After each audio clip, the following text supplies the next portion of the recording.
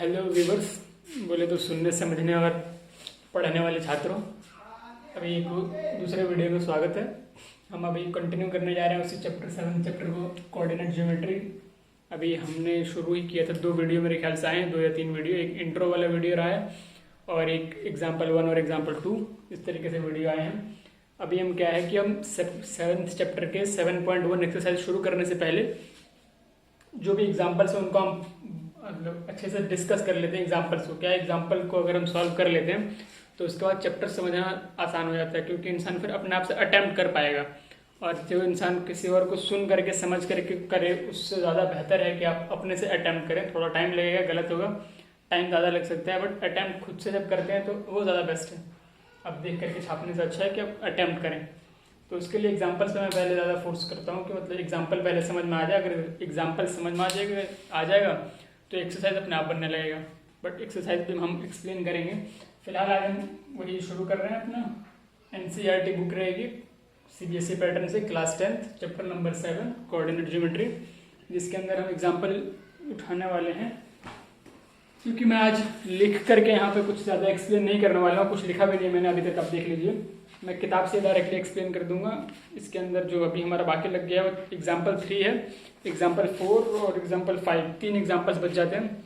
तो तीनों को समझने के लिए आप अपने बुक्स को ओपन करिए, किताब खोल करके सामने बैठिए और उसके बाद इसको हम डिस्कस करते हैं। मैं बताता हूँ, आप समझने की कोशिश करिए, सब हो जाएगा। बड़ा आसान सा एग्जाम्पल है, ठीक है। तो शुरू करते हैं। एग्जाम्पल नंबर 3, एग्जाम्पल नंबर 3 के अंदर क्या कहता है, यहाँ देखिए। एग्जाम्पल नंबर 3 जो है वैसा ये वाला डायग्राम ऐसा बना होगा। एग्जाम्पल नंबर 3, इसके अंदर क्या कह रहा है, show the arrangement of desk in a classroom, जिसके अंदर बैठे हुए हैं कौन कौन, अशीमा बैठी हुई है, भारती और कैमिला बैठी हुई है, ठीक है। इन तीनों के कोऑर्डिनेट दिए गए हैं कि कौन कहाँ बैठा हुआ है, किस कोऑर्डिनेट में है, यानी कार्टेशियन प्लेन सिस्टम पे एक्स और वाई वर्सेस के हिसाब से कोऑर्डिनेट आपको दिए हुए हैं। तो अशीमा का जो मतलब कोऑर्डिनेट है वो 3:1 है, भारती का 6:4 है और कैमिला का 8:6 है, ठीक है जी। 8,6 है। तो ये कोऑर्डिनेट्स है, कोऑर्डिनेट्स आप अपने अच्छे से मैच कर लीजिए। इसको हमें शो करना है कि do you think they are seated in line, क्या जो बैठे हुए हैं और जो इनका कोऑर्डिनेट है क्या ये लाइन में है? तीनों कोऑर्डिनेट्स क्या हैं और कोऑर्डिनेट्स यहाँ पर लिख लेता हूँ। बाकी ये जो डायग्राम मतलब कि बना हुआ है, डायग्राम भी एक बार देख लीजिएगा। ये बनाया हुआ ये दिख रहा है कि लाइन में है, बट आप इसको देख लीजिएगा रेफरेंस के तौर पर किस तरीके से कहा जा रहा है, कहाँ कहने का मतलब है। बस मैं अभी कोऑर्डिनेट्स लिखने वाला हूँ। ए कोऑर्डिनेट जो है वो आपका 3:1 है, बी वाला जो पॉइंट है वो 6:4 है, सी वाला जो है वो आपका 8:6 है।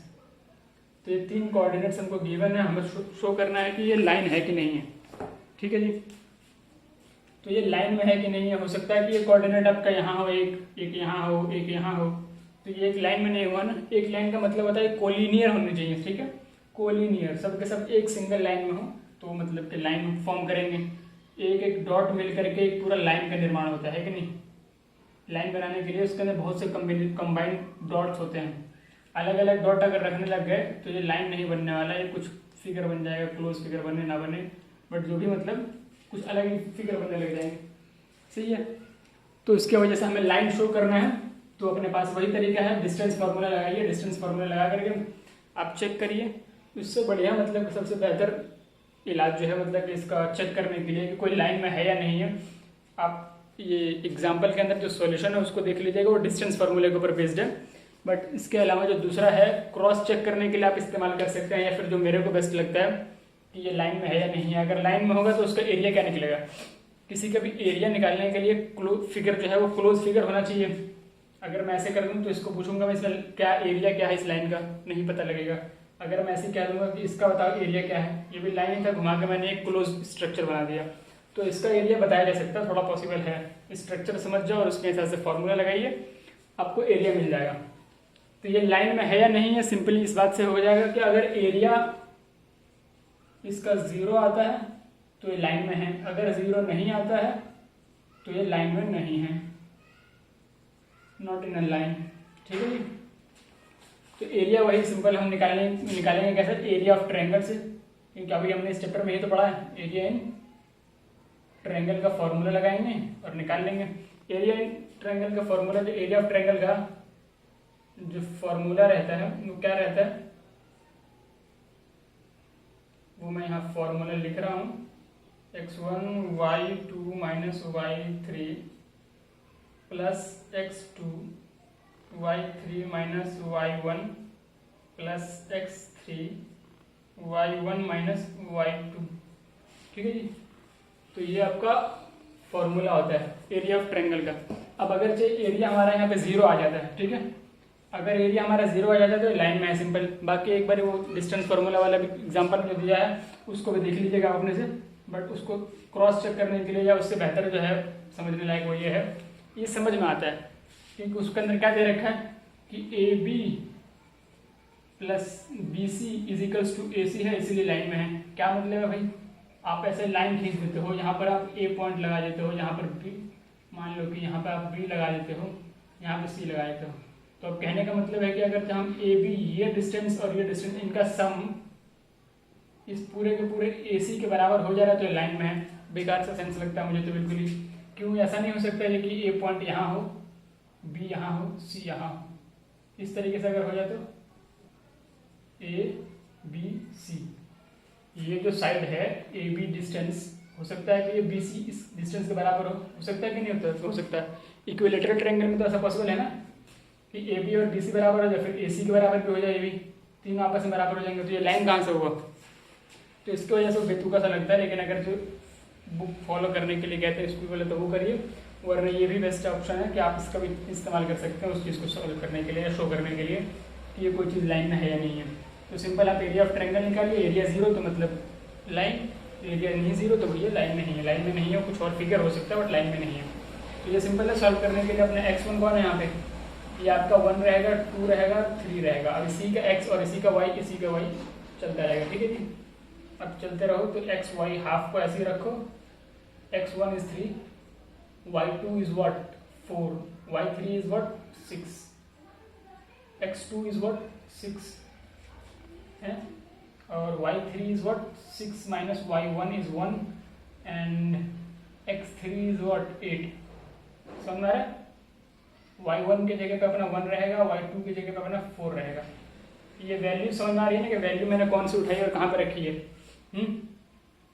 क्या है कि किसको कौन सी वैल्यू हम मान रहे हैं उस चीज़ को अगर आप समझ जाते हैं तो सॉल्व करना सिंपल कैलकुलेशन है। 10th क्लास में आ गए, सिंपल कैलकुलेशन तो हर किसी को आता ही है।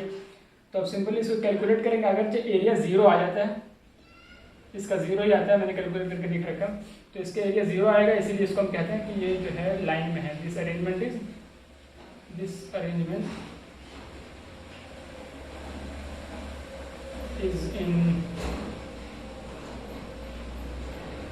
इन लाइन, ठीक है। तो ये एग्जांपल नंबर 3 है। क्या है एग्जांपल नंबर 3 के अंदर ये कह रहा है, क्या कह रहा है कि कुछ अरेंजमेंट दे रखा है, 3 लोग बैठे हैं, उनका कोऑर्डिनेट दिया हुआ है, उसके अंदर बताया रहेगा मतलब किस तरीके से ये लाइन में है या नहीं, आप शो करिए उसको। तो शो करने के लिए उसका जो मेथड है बुक के अंदर वो ये है, जो मतलब आप फॉलो कर सकते हैं स्कूल को सेटिस्फाई करने के लिए, खुद को सेटिस्फाई करने के लिए ये बेस्ट है। अगर खुद को सेटिस्फाई करना है तो इस वजह से, वरना स्कूल को सेटिस्फाई करना है तो उससे वो लोग हो जाएंगे, इससे भी हो जाएंगे, इसको भी कोई मना नहीं करेगा, हो जाएंगे इससे भी। इसलिए मतलब समझ के पढ़ें तो ज़्यादा बेहतर है। तो एग्जाम्पल नंबर 3 था, अभी हम एग्जाम्पल नंबर 4 देखते हैं। ये समझ में आ चुका है, अगर ना आए, अगर कहीं कुछ ऑप्शन मतलब कोई प्रॉब्लम होती है तो आप ड्यूरेशन डाल करके कमेंट में डाल दें कि इस ड्यूरेशन में जो कहा है वो क्या है, उसका क्या मतलब है।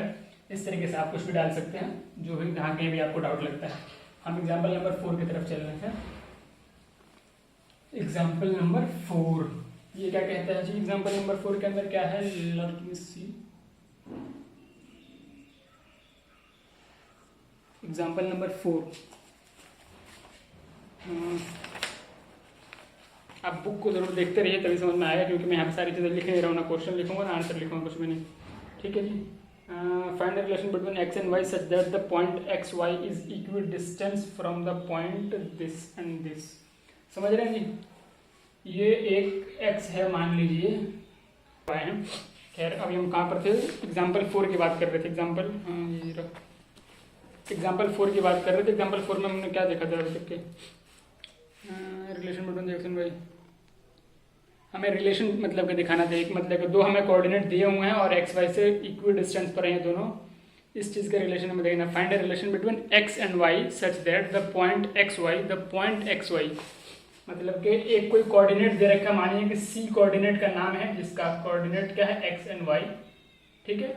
ये एक कोई पॉइंट है, ये पॉइंट जो है वो इक्वी डिस्टेंस पे होने चाहिए, किससे, दो कोऑर्डिनेट और गिवन है उनसे ये इक्वी डिस्टेंस पे होने चाहिए, 7,1 और 3,5। इन दो पॉइंट से ये पॉइंट जो है, मानिए अगर इसको ए और इसको बी मानते हैं तो ये सी पॉइंट, ये तीनों आप, ये जो सी है इक्वी डिस्टेंस होना चाहिए, ए से भी बराबर दूरी पे हो, बी से भी बराबर दूरी पे हो। तो ये सिंपल इसके अंदर क्या लगने वाला है, डिस्टेंस फॉर्मूला लगेगा, हम सॉल्व करेंगे। इसको देख लेते हैं, यहाँ पे देख लीजिए, मानिए मैं ऐसे लाइन ड्रॉ कर रहा हूँ, अपने पास ये कोऑर्डिनेट नहीं है, कोऑर्डिनेट एक्स वाई को अपने पास देखना है, ठीक है। ये पॉइंट मानिए कि आप यहाँ पर है, बी पॉइंट यहाँ पर है, सी पॉइंट कहीं यहाँ बीच में लाई कर रहा है जिसका कोऑर्डिनेट हमें नहीं पता एक्स एंड वाई, ठीक है। इसका रिलेशन हमें देखना है कि रिलेशन क्या है एक्स एंड वाई। ए के लिए तो हमको पता है कि 7,1 है और ये वाला 3,5 है, ठीक है जी, ये दे रखा है, हमें इसमें इनका रिलेशन देखना है। इक्वी डिस्टेंस पे है, ये गिवन है, गिवन क्या है कि x and y are at equidistance, are at equi distance.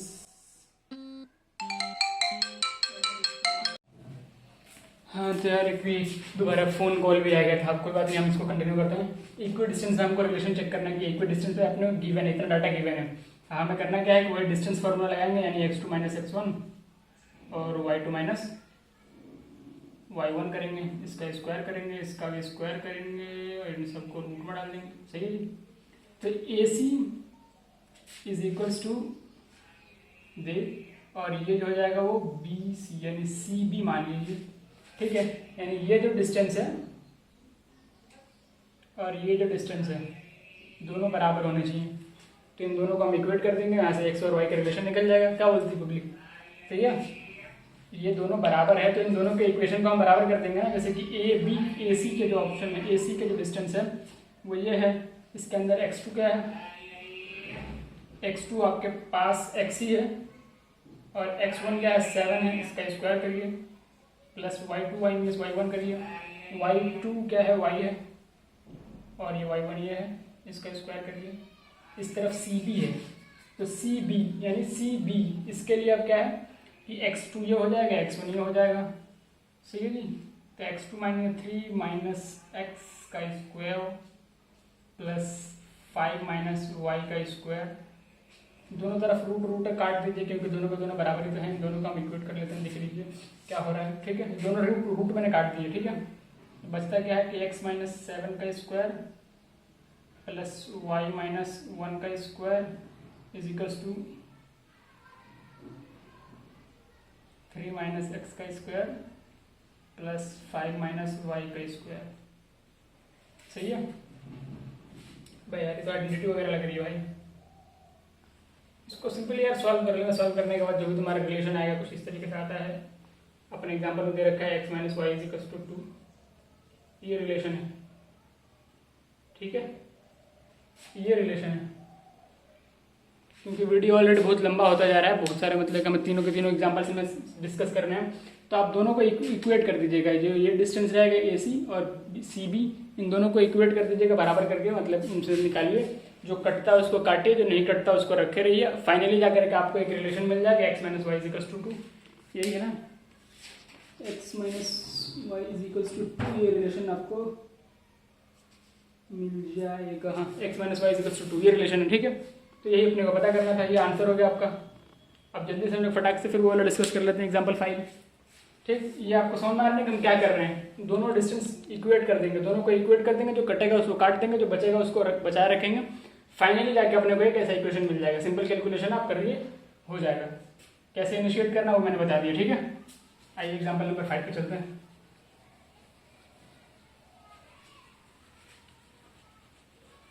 Example number 5,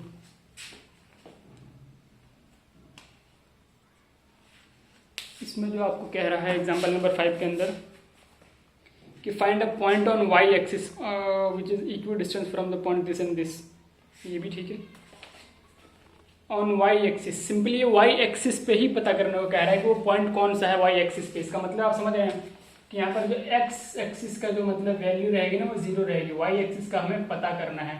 और इसके अंदर रिलेशन क्या दे रखा है कि ये जो है वो इक्वी डिस्टेंस पे, कहाँ इक्वी डिस्टेंस पे है by the two coordinates, equi distance with two coordinates. दो कोऑर्डिनेट्स कौन कौन से हैं वो 6,5 एंड -4,3। ठीक है, ये दो कोऑर्डिनेट दिए हुए हैं, इससे जो है वो इक्वी डिस्टेंस पे y है, इसीलिए हमें सिर्फ y एक्सिस पे ही पॉइंट की वैल्यू पता करनी है और y एक्सिस का जो मतलब है वो 0 है। ठीक है, तो हम सिंपली इसको सॉल्व करते हैं, वही इक्वी डिस्टेंस करेंगे क्योंकि इक्वी डिस्टेंस पे है।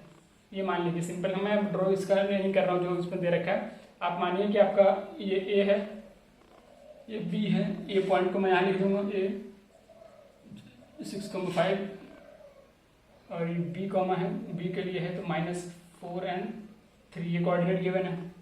ये मान लीजिए कि y कहीं लाई कर रहा है यहाँ पर, x जो है वो 0 है, 0,y। ठीक है, ये कोऑर्डिनेट हो जाएगा बीच वाला। तो ये डिस्टेंस और ये डिस्टेंस बराबर है, सिंपली वही करेंगे, डिस्टेंस फार्मूला लगाएंगे, applying distance formula.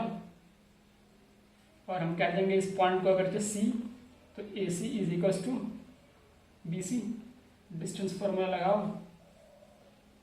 x2 minus x1 का square plus y2 minus y1 का स्क्वायर इज इक्वल्स टू, इसके लिए वही चल रहा होगा। बस इसका x2 क्या है, y1 क्या, y2 क्या है, ये सारी चीज़ें समझने वाली चीज़, बस इतनी समझने की चीज़ है और कुछ भी नहीं, बाकी सब तो सिंपल कैलकुलेशन है। x2 माइनस x1 का square plus y2 minus y1 का स्क्वायर, वैल्यूज आपको समझनी है। तो इसके अंदर x2 जो हो जाएगा, x2 क्या है 0 है, माइनस x1 क्या है 6 है, इसका स्क्वायर कर देना है, रूट मैंने काट दिया फिर से। ठीक है, आसान सा, y2 minus y1, y2 is your y and y1 is your 5 का स्क्वायर। और ये फिर x2 माइनस x1 इस तरफ भी जो है, इसके लिए x2 मानिए कि आपके -4 है और ये 0 है, इसका स्क्वायर करिए।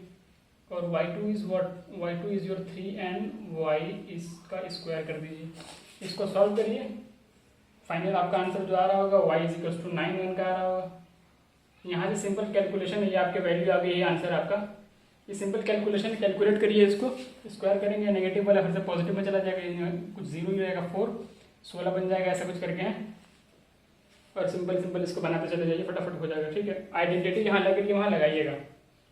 फिर आइडेंटिटी a माइनस बी का होल स्क्वायर या फिर a प्लस बी का कहीं होल स्क्वायर, इस तरीके से आइडेंटिटी लग रही है। तो आइडेंटिटी को फॉलो करते हुए हमें मतलब चलना है, ये वाला जो मैं कह रहा हूँ कि a प्लस बी का whole square is equals to a square plus b square, जो मोदी साहब ने कहा था 2ab, ये वाला चल रहा था। ठीक है, तो ये वाला आइडेंटिटी जहाँ कहीं लग रही होगी आइडेंटिटी लगा के करिए, सॉल्व हो जाएगा इजीली। तो ये एग्जांपल्स थे सारे, हमने एग्जांपल्स डिस्कस कर लिए हैं। अब जो अगली वीडियो आएगी वो एक्सरसाइज के लिए आएगी। ठीक है, 7.1 के एक्सरसाइज का हम सॉल्व कर रहे होंगे, उसमें भी कोशिश करेंगे कि पूरा एक्सरसाइज 1-2 वीडियो में खत्म कर दें। सिंपली आप बुक को अगर सामने रख करके देखते हैं इस वीडियो को तो बड़े इजीली आप कर लेंगे। बाकी रिवाइंड और रुकने का तो ऑप्शन है ही आपके पास, जहाँ रुकना है वहाँ रोक लीजिए, जहाँ रिवाइंड करना है उसको दोबारा पीछे ले जाइए, सिंपल सी चीज़ है। ठीक है, तो ये इसको हम यही खत्म करते हैं, मिलते हैं अगले वीडियो में। जब तक के लिए आप इसमें मतलब इसको देख लीजिए, इसके पीछे वाला इंट्रो वीडियो देखिए, इस कोऑर्डिनेट ज्योमेट्री के लिए बड़ा इंपॉर्टेंट है, जिससे कि आपको बेसिक समझ में आएगा कोऑर्डिनेट ज्योमेट्री है क्या और चल क्या रहा है, चलेगा क्या इसके अंदर। ठीक है, तो thank you for watching till here, फिर मिलता है अगले वीडियो में। अगर चैनल सब्सक्राइब ना किया हो तो उसको सब्सक्राइब कर लो, शेयर करने के लिए अपने क्लासमेट के साथ शेयर करिए, जिनको ये मतलब ज़रूरत है उस चीज़ के लिए, काफ़ी उनके काम आ जाएगा। बढ़िया, ठीक है, थैंक यू सो मच।